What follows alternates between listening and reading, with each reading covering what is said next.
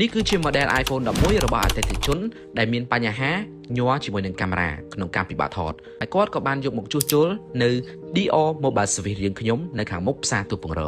ហើយជាងរបស់យើងខ្ញុំក៏បានធ្វើការពិនិត្យនិងធ្វើការជួសជុលប្រកបដោយវិជ្ជាជីវៈប្រសិនបើពុកម៉ែបងប្អូនទាំងអស់គ្នាមានបញ្ហាជាមួយនឹងទូរស័ព្ទដៃរបស់បងប្អូនមិនថា model មួយណាទេ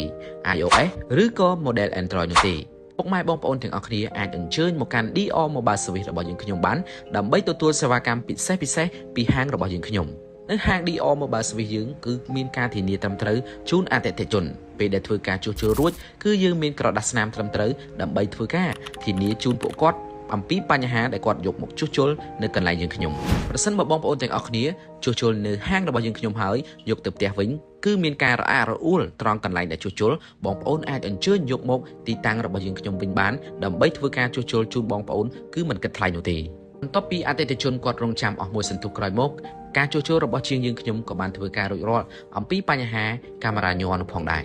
ហើយក៏យើងបានតេស្តសាកល្បងជាមួយនឹងកាមេរ៉ាគឺមានការថតច្បាស់ហើយនឹងមិនញ័រទៀតទេដូច្នេះប្រសិនបើពុកម៉ែបងប្អូនទាំងអស់គ្នាមានបញ្ហាសូមទំនាក់ទំនងមកកាន់លេខទូរស័ព្ទដែលបានដាក់បង្ហាញនៅក្នុងវីដេអូឬក៏នៅក្នុង caption ខាងលើសូមអរគុណសូមជម្រាបលា